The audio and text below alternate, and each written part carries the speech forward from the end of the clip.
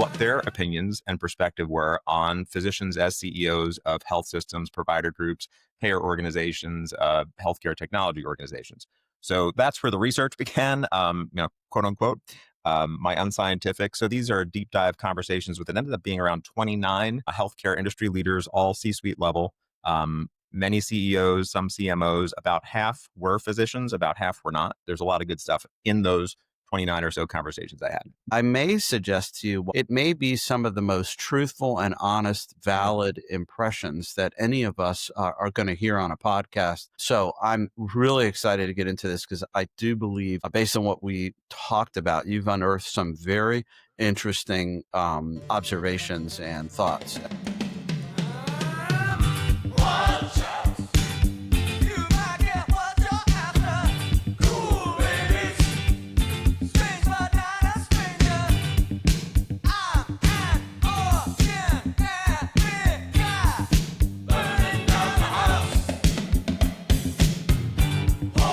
Hello and welcome to the Fire Chief Podcast, the only podcast dedicated to the Chief Medical Officer. I am your host, Lee Scheinbart, and this podcast brings you the hottest and most crucial conversations in healthcare and physician leadership. Today, we're going once more into the mysterious world of the executive search industry with our guest, Steve McGovern, the president and CEO of McGovern Executive Search, a healthcare-focused executive search firm he founded in 2011. With more than 25 years in the search industry overall and over 2 decades dedicated exclusively to healthcare, Steve has led hundreds of senior level searches for payers, providers, and healthcare solution organizations nationwide. Steve earned his BA from the George Washington University in the Foggy Bottom area of D.C. He completed his first physician leadership search in 2005 and has since recruited dozens of physician executives into vice president and C-suite roles across Fortune 500, not-for-profit, and privately held healthcare organizations. Based in Northern Virginia, Steve displays 2 things that I feel compelled to highlight for our audience. For starters, Steve demonstrates an impressive knowledge about healthcare, particularly around finances and within the perplexing payer-provider universe. Steve posts his thoughts and observations regularly on his website, as well as on LinkedIn, and you should follow him and check out his posts. Second, Steve also plays in a band, Diplomatic Immunity, throughout the DC area, and if you live in that area, it might be fun to check out his band. Steve, welcome to the show. Thanks so much, Lee. It is great to be here with you. And yes, DC area folks, come and check out the band. Interesting little fun fact is my wife is the drummer. So this is a family event every time we have a show. But yes, we've been doing it for 12, 13 years now. And it's good to get an old man like me out of the house and to play for people literally half our age and to learn songs that you probably don't know, Lee, and I would never know if I didn't have to learn them for the 25-year-old audience. So yeah, it's a lot of fun. That's a great hobby, and it sounds like a good family hobby as well. So thank you for sharing that with us. So last time we connected, you reminded me that our paths crossed many, many years ago, and we have more than a few mutual acquaintances. But when I asked you recently about your history of podcasting, you mentioned that you've been part of a show related to wine or wine tasting or something like that? Yes, it's called The Wine Guys, and my co-host is going to love this because he's the producer of that and does all the hard work. I just sit there literally, taste wine and opine about it. I have the easiest job in the world. I just show up. He prepares binders and binders of notes and research, and I just give my opinion. So yes, The Wine Guys, and apparently I think it's WHINE. Yes, because we like to complain about things in general. But yes, that's when he's down in Virginia Beach. So a few 100 miles away, we would get together and do that. And we both fancy ourselves as subject matter experts, but that's always a dangerous way to fancy yourself. Yeah, I mean, to tell people you're a subject matter expert on wine is one thing, and then to go out and perform in a band is another thing. So I think we've established a little bit about who you really are, and now we got to get into the awesomeness of the things that you do, and we're going to really dive into this. So are you ready for this? Yeah, this is going to be fun. You picked an amazing topic, and it has been bouncing around my brain. I'll let you take the lead with it, but this is a fascinating topic. So thank you for having me. just like in the band, we're going to riff off each other. We're going to improv a little bit, but I want to tell the listeners a little bit about what's going on, and then we'll get into it. So, as we talked about, you really sparked my interest. You have done an exploration into healthcare organizations, ranging from medical groups and employed physicians through hospitals and larger systems, and began to assemble information as a result. And why don't you explain to the listeners what you did, and then I'll hit you with the first question or two. Yeah. So, doing this for 22, 23 years, being an executive search dedicated to healthcare, all I do all day are talk with healthcare executives, payer, provider, healthcare technology, startups, all that kind of stuff. And so over that span of time, I've done a lot of physician executive search and physician leadership search, as you mentioned earlier, and had some opinions kicking around my head. And then I think you and I first connected on some posts I'd put on LinkedIn about perceptions and misperceptions of physicians as CEOs and the good, the bad, and the ugly. So we started talking about potentially, getting together and having this podcast. And then that sent me on rabbit hole after rabbit hole, realizing that my job is to talk to these wonderful, educated people about their careers and about their perspective on the healthcare industry in the US today. So why not hijack all those conversations and ask my dear friends and some of these folks I've known for 20 years, some of them 10 years or less, what their opinions and perspective were on physicians as CEOs of health systems, provider groups, payer organizations, healthcare technology organizations. So that's where the research began, quote unquote, my unscientific. So these are deep dive conversations with it ended up being around 29 healthcare industry leaders, all C-suite level, many CEOs, some CMOs. About half were physicians, about half were not. So you get a lot of opinions. You get a lot of very strong opinions. I'm going to be very careful what I say. I will. One of the things I found funny is on the non-clinician side, when I asked this question, one of the first lines about just everyone's mouth was, "Please don't quote my name." So that tells you a little bit of where their perspective is coming from. They have very strong opinions that they don't want their physician leader friends to know about. So I think that's something to unpack here. And there's a lot of good stuff in those 29 or so conversations I had. Well, listen, that's a monster task with a full-time firm and playing in a band and sloshing around some wine. That is a full-time task. But I may suggest to you, while it isn't scientific or Mhm. at the Deloitte or McKinsey level, it may be some of the most truthful and honest, Yeah. valid impressions that any of us are going to hear on a podcast.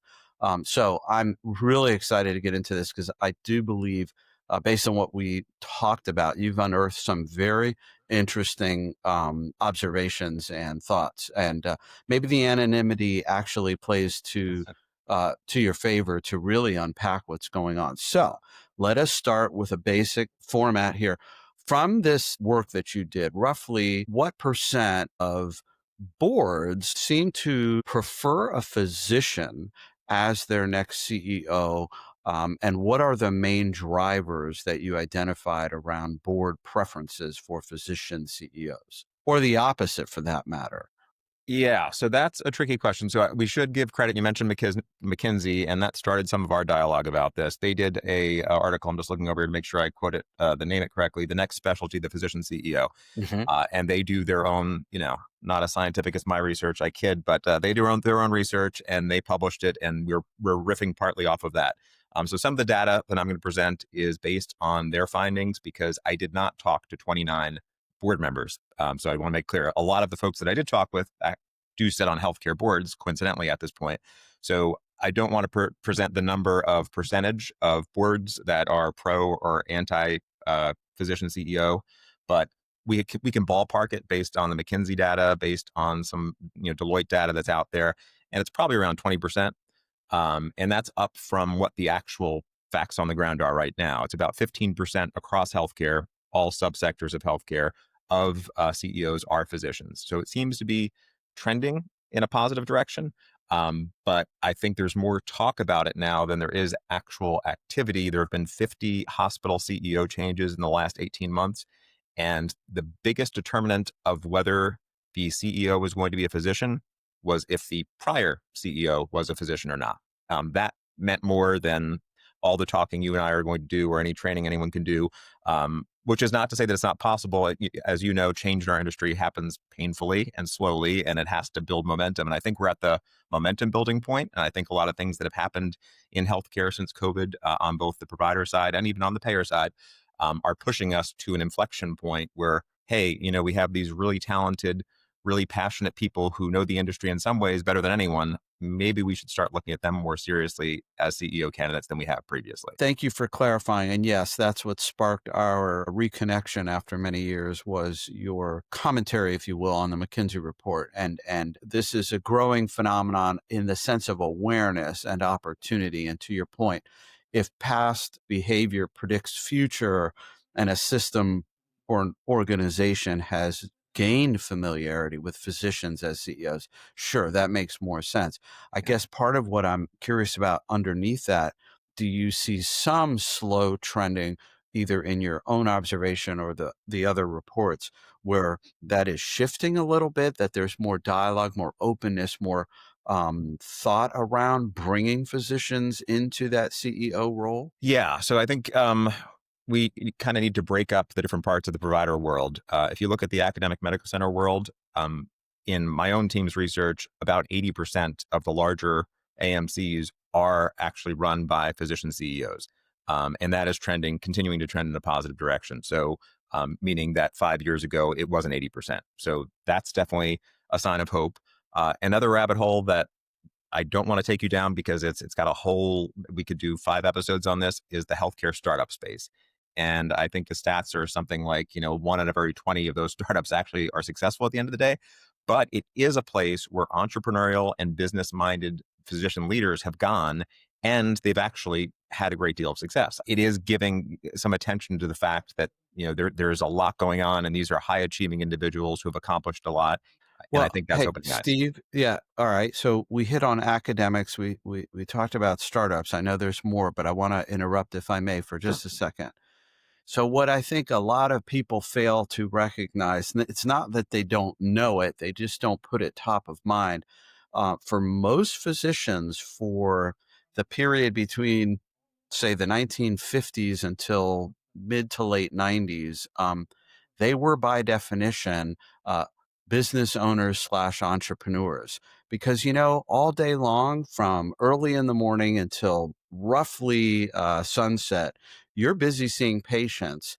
And then somewhere in between, you're Mhm. running your business.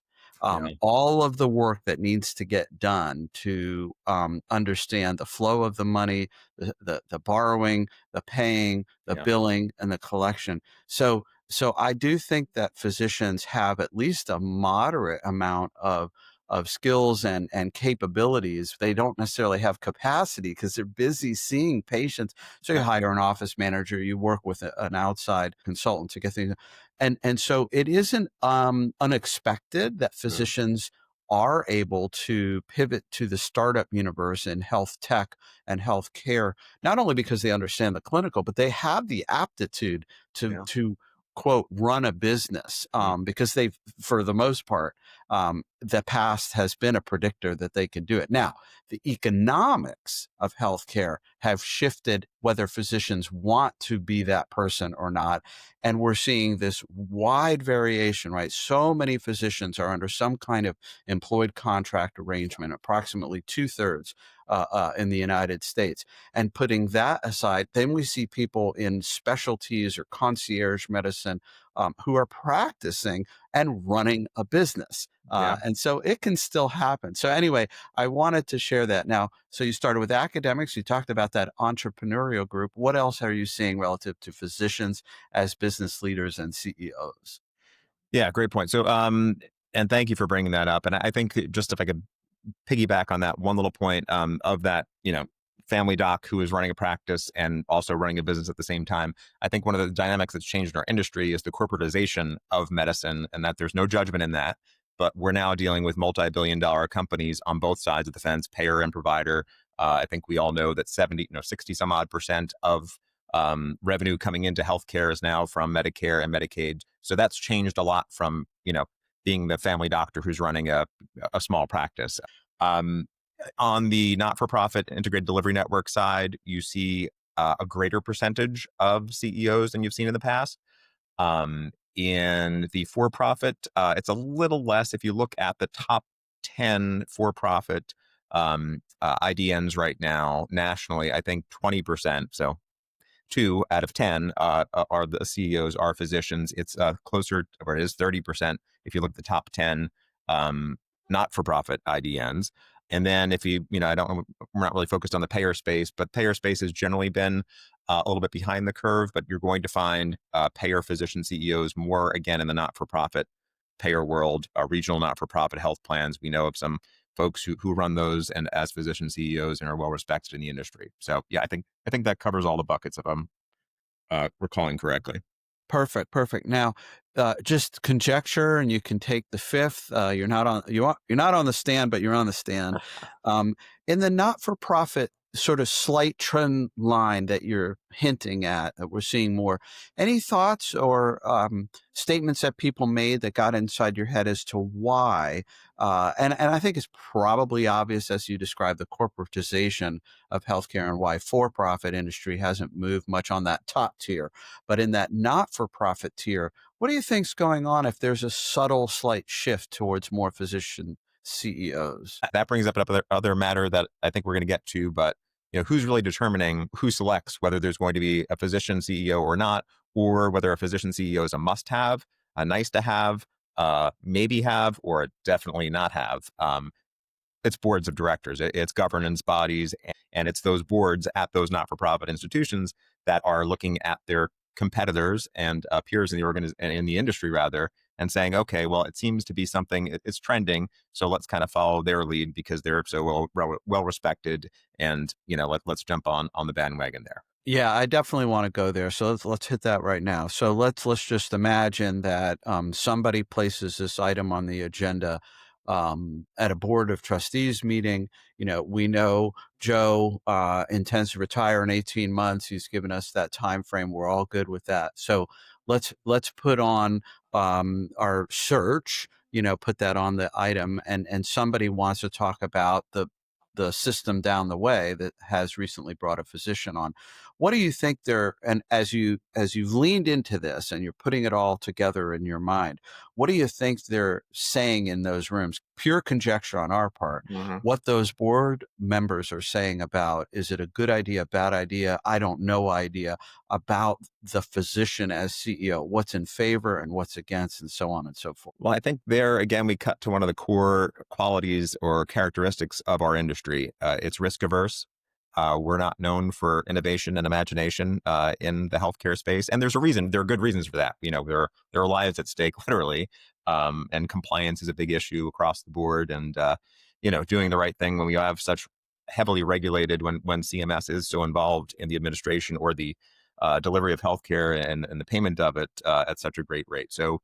Um, so what are they saying? I think, again, conjecture, as you point out, there is, there are discussions that they're basically trying to figure out where does the industry go next? How do they survive, especially as regional? Let's think about that. A lot of these regional not-for-profits are concerned about being acquired, that there's this level of M&A activity. And so what is going to position the organization best for long-term success? If you're a not-for-profit, you're community-based, you're community-driven, you do not want to become part of some larger entity, although we see that M&A activity continues to happen across the space. So I think there's a desire, what is going to best position us to succeed as an independent delivery system in our region? And then beyond that, I think, one of the other parts of lack of imagination and creativity is you point out exactly what you're describing as succession planning. And succession planning is very well done, believe it or not. This was actually news to me during the research for this project, in the AMC space, in the academic medical center space. The 80% of AMC CEOs that are physicians, only 20% of those hadn't been with that institution for less than 10 years. So what does that mean? They went to medical school there. They were at a director level. They ran a service line. They rose through the ranks. It was pretty much known that Bob or Sue from whatever area in the organization was going to be the next CEO. Now, that's not very encouraging for everyone on the outside because it's basically, in the AMC world, at least, it's very well determined ahead of time. So did that answer your question? Yeah, yeah, and let's open that aperture up a little bit.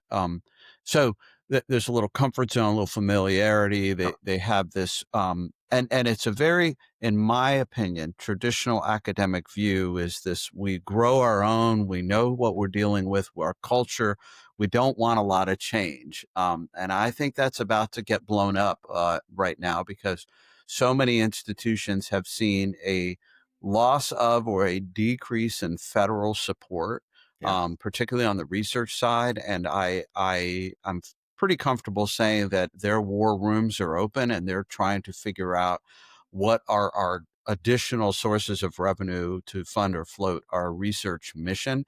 And Yeah. that will create some consternation. So at a board level, right, they have fiduciary responsibilities. One of them is succession planning, right? Every board that's at a governance level, they know that they're instructed by somebody on some subcommittee every year or every other year. Let's just review the succession plan. It's just Yeah.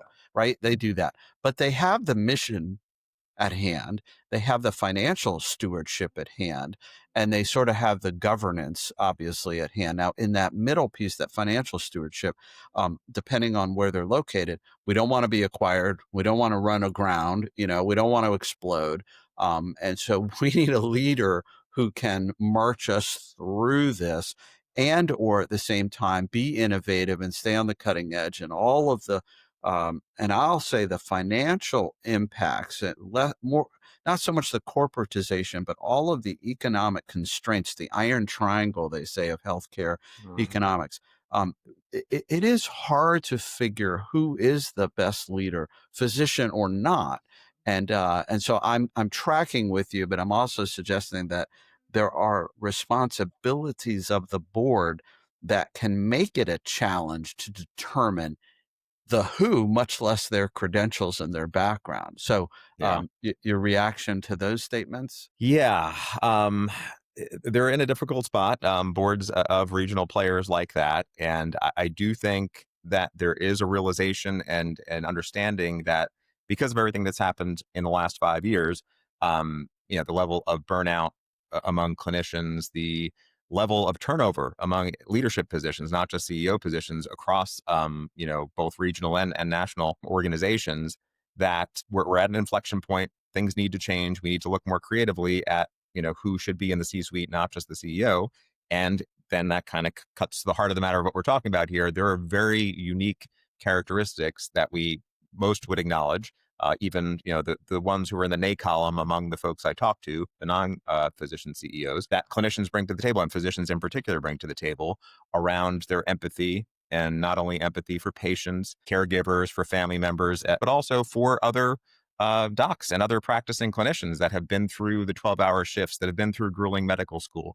They understand it can really ultimately create more cultural cohesion, can create more of a mission and purpose driven organization. And these are things why I think some boards are starting to gravitate toward physician CEOs, because they have these unique attributes that, again, forgive me, my CFO friends and COO and CLO friends are not going to have. So, I do think there is a reconsideration of, is this the exact right time in the trajectory of healthcare to start looking at the folks who've been on the front lines. So they have empathy and understanding for that. They can say, I've walked in your shoes. They can really resonate across an organization. And does that build kind of this cohesiveness that a regional player needs to survive with all of the economic pressures around them? Yeah, I think you nailed it, and the word that is, popping into my head is that the physician as CEO can be a universal translator. They have lived it. Sometimes, look, we're all human. As physicians, we get sick too, so we become patients, and we know the delivery side of it and all that squishy in between, both the emotional, empathic stuff and who all is on that front line with us, who participates with us. Our nursing colleagues, our respiratory therapists, our physical therapists, our radiology techs, our administrative teams, our office managers, just the whole gamut. Yeah. And so there's really no substitute for that depth. And I'm just going to guess, though, at the same time, and I want you to hopefully expand on this, that maybe some of those attributes are the boards shy away from or don't want some of those things. And so maybe you share what you perceive are the sort of the negative anchors, the albatross around the physician neck. Yeah, this is where I risk getting into trouble, and yeah, No having trouble here, not by no, me. no. So the two most common, and I don't think I'm breaking any new ground for physician leaders out there that are listening to it, is business and finance acumen. And we have to go to the cliche: no margin, no mission. Had lunch with a mutual acquaintance of ours yesterday, a very successful physician CEO, and we were talking about his training, which was, granted, a number of years back.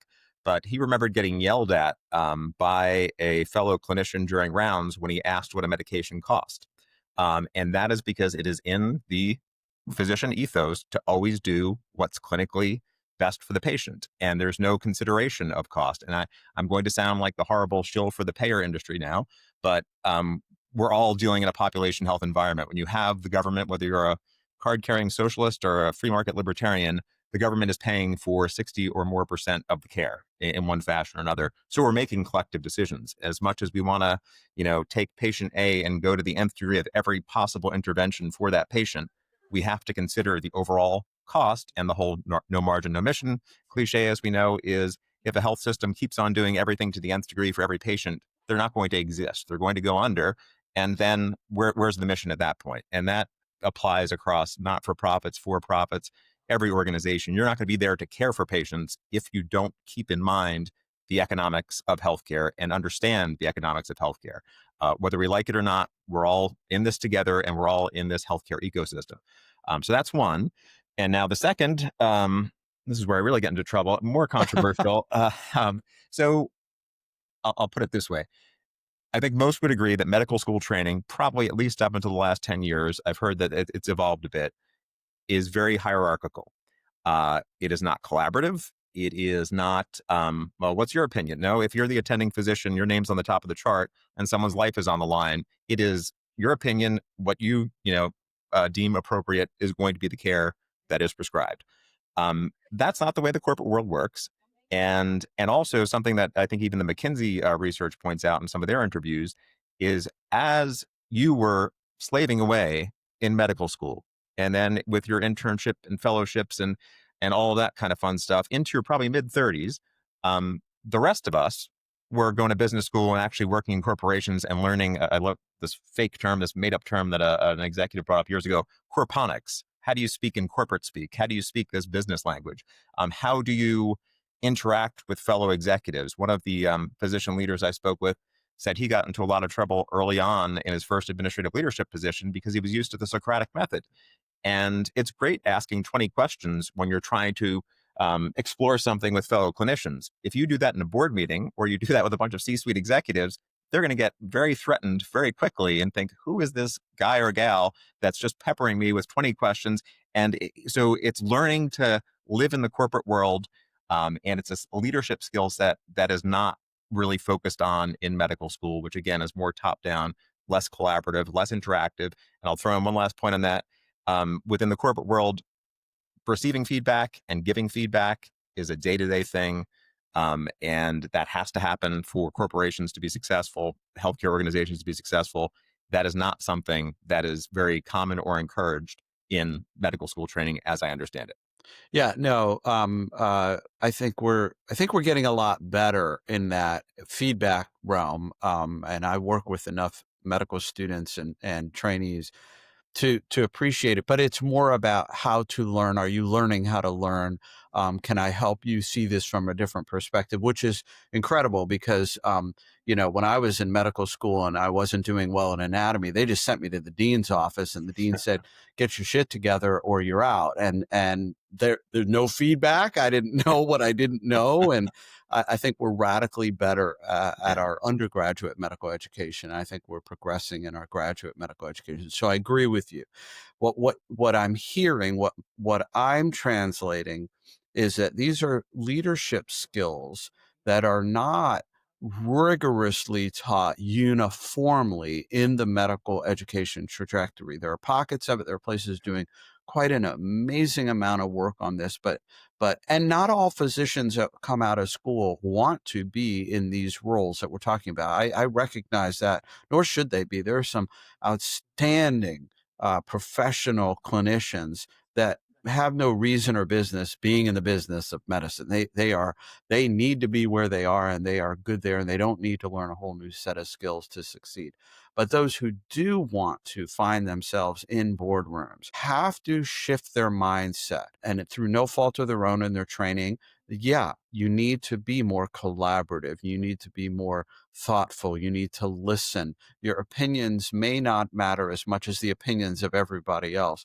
And Mhm. that is just a mind shift. And I think that boards and decision makers also need to open up a little bit Yeah. and begin to understand that it is doable. Don't put the doctor leader in a box, especially if that doctor leader has gone on and tried to learn those skills to do that. Where I think there is a beautiful, portrait that is emerging from what we're talking about is, and many of our listeners do not like the statement, no margin, no mission. And what I believe, and I don't have any evidentiary documents to share, but that systems that I have a great deal of respect for, they have such a mission that their margin follows them. Mm. They are so mission oriented, so missional, that their margin follows. And what that means is Yeah. when you are rounding with the doctor and that conversation comes up on the cost of the antibiotic that's asked, and the clinician at the bedside said, "Well, this is the very best antibiotic, and I don't know how much it costs." The conversation should be, are we absolutely sure that is the right medicine that is both cost Mhm. effective Yeah. and affordable. And so it's not that you're putting the margin first, but the mission is to provide the best cost effective care, and just twisting the language and knowing that it does matter. And if we do the right things, more people will come to us.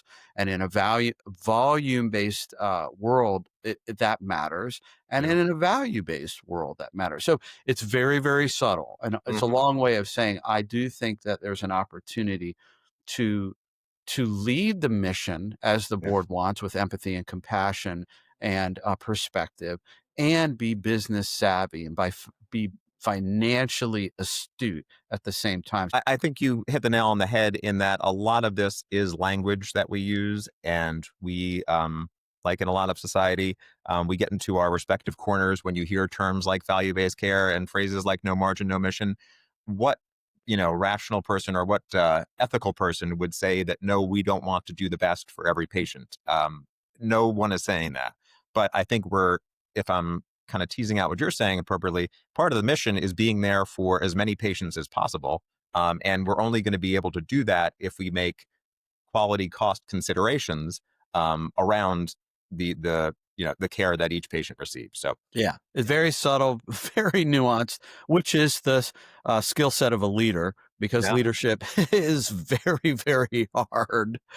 All right, I want to do some sort of rapid fire to get sure. through a couple of these other questions. And Steve, as you and I talk, we may have to bring you back. And there's so much to explore here.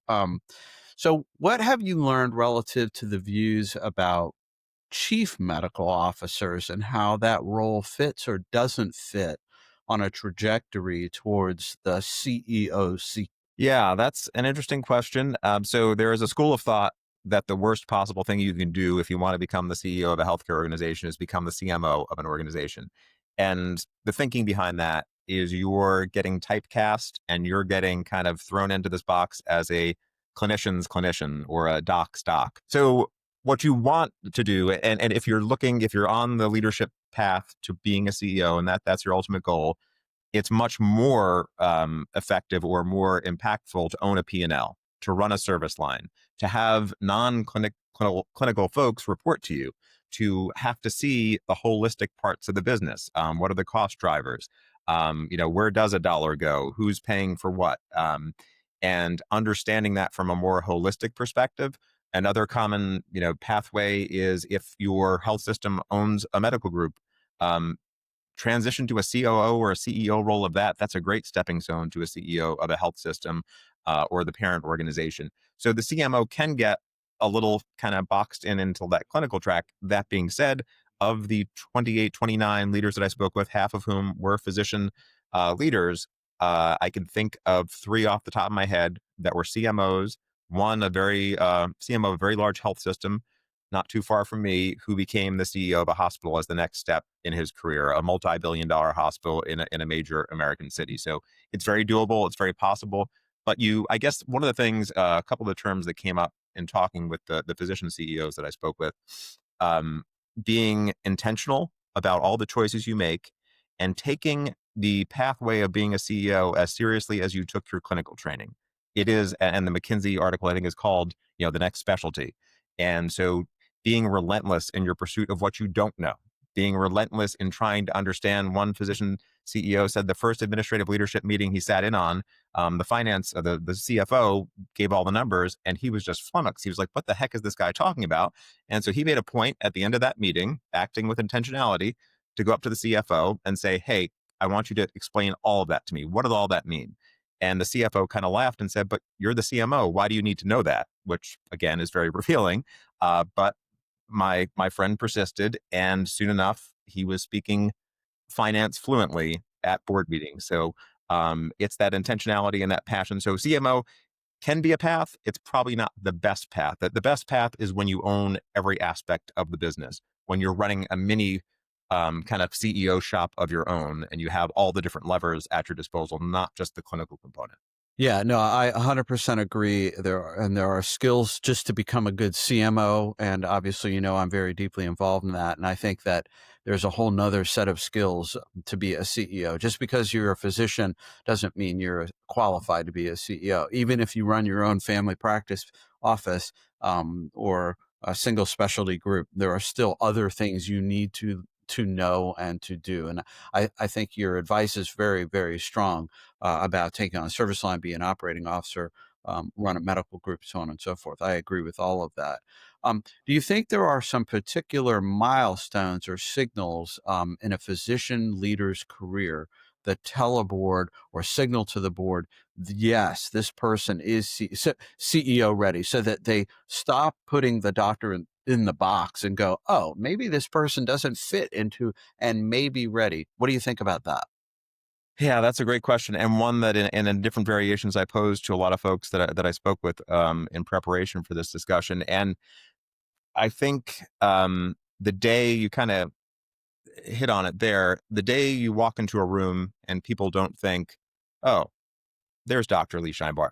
The day they start to think, oh, there's the leader in the organization who happens to have this great treasure trove of clinical experience with him and all these tools in his tool belt that the CFO and the CLO and all these other folks don't have. So it's getting to a point where you're talking the same language as the other business leaders. It's where you've demonstrated the ability to lead teams effectively, cross-functional teams, not just folks that you would have traditionally worked with in the delivery of care model. So, outside of the clinical world. And it's also when they see a level of strategic thinking about the organization emanating from you. So when you're in those meetings and it's not just, one of the other knocks, and again, I don't know why I come back to this, you're a physician, and I'm talking to physicians, but is that physicians are taught to make decisions with as much information as possible. And there was one physician CEO who I spoke to who said, I used to want to be 90 to 100% certain before I went down a certain path prescribing something for a patient. As a CEO, you cannot be perfect like that. You have to accept making decisions all the time with imperfect information, because that's the way the world works. And so I think when they see the ability of someone, in their leadership team to deal with that ambiguity, to deal with, well, uh, we can't check every box. So I think when you're starting to be seen as more than just a clinician and viewed as such, then the board would see you as more of a likely CEO candidate. Yeah. All right. So we want to go down this pathway for just a second. So for physician leader, physician, executive leader, CMO title notwithstanding. Let's take this broad swath of these physician executives, perhaps many are CMOs, Mhm. and you're doing your source work on behalf of your client who is searching for a CEO of medical group, hospital system, full IDN. And you've gotten past the written part, that CV, that resume, and you begin to think about how do we want to present and position this individual in front of the hiring management, the talent acquisition, the HR, and ultimately the board. How do we help, or how do you advise that leader to not be seen as Dr. Scheinbart, but as Lee Scheinbart, a qualified individual? Mhm. How do you shape or mold or advise that candidate to help them not be seen in the box? Is there anything you have advice or experience relative to this? Yeah, I do. It's tough, and I think one of the uh, points we need to come back to is when you have a search comes in to my firm. It's generally very specific in terms of what the requirements are, and then what those specific requirements are in terms of the must-haves become legal requirements for us as a firm and from a compliance perspective for the organization. So it's pretty strict in terms of following and adhering to that. So you can't be someone who you're not. That being said, I think making sure you're positioning yourself again as a business leader, as a well-rounded business leader, and when you're just in conversation, the things that you're focusing on, are you just talking about this very what would be considered to a board member minutia of some clinical program, or are you talking more broadly about where the industry is going, where the business is going? Are you thinking at the 30,000-foot level and expressing thoughts that way? But again, I do want to come back to the lack of imagination in executive search hiring across our industry and across every level, for profit, not for profit, AMC and not. Um, Generally, when we get a spec for a role, it's okay. We want someone who's done this exact job just across the street at the other health system or across the street at our biggest competitor. So we have to be realistic about that. So you're never going to be able to be something you're not. You're never going to, no matter what you say, no matter how you present yourself, your credentials and your experience is what it is. However, when you're in discussions and being interviewed and considered for positions like this, if a firm like mine has the confidence in you as a candidate, then they believe that you talk the talk and that you are a well-rounded business leader who happens to have a clinical background. I love that. That very insightful, and I imagine we'll get some comments along the way as we share this with our listeners, because unfortunately, a lot of physician leaders, and look, even the term I just used, physician leader, Mhm. uh, uh, and the rest of the world wants you to be a leader who just so happens to be a physician, I think that's the same struggle as back in the day when we first called physicians providers, and physicians just went off the roof on that one. And that's a discussion before the band goes on when diplomatic immunity goes on stage. We'll do that in a more social environment where it's Yes, safe. absolutely. Well, listen, this has been an absolutely fantastic episode, and I do expect you and I will remain reconnected and probably have you back on the show. Thank you very much for being on the show and for all the things that you do to match leaders of all stripes in healthcare, whether they be physicians or not, or any other clinician, and whether it's the ambulatory, inside the hospital, in the payer universe. We can both agree, perhaps all of us can agree, we need more intentional and mission-driven leaders in healthcare more than ever before. And they do need to understand that margin has to be there. So it's not a either or, it's a yes and appreciate all the work that you've been doing. Any closing comments before I wrap it up? This has been too much fun, Lee. Thank you so much for having me. We could go on literally for hours and hours. I don't know that anyone would be listening at the end of that, but No, they yeah, won't. love to continue the conversation and can't thank you enough. It's been great. Yeah, absolutely welcome. Well, ladies and gentlemen, you have been listening to the Fire Chief Podcast, the only podcast dedicated to the Chief Medical Officer. You want to learn more about what it is like to be a CMO or how to get on the path to become a CEO in healthcare? check out our website, thefirechiefcmo.com, and connect with me and Steve on LinkedIn. I love talking with CMOs from all over. Get out there, be a chief, run your own company, run your own healthcare company, try a new bottle of wine this weekend, get a new hobby. But whatever you do, in the words of Sergeant Phil Esterhaus, remember, let's be careful out there.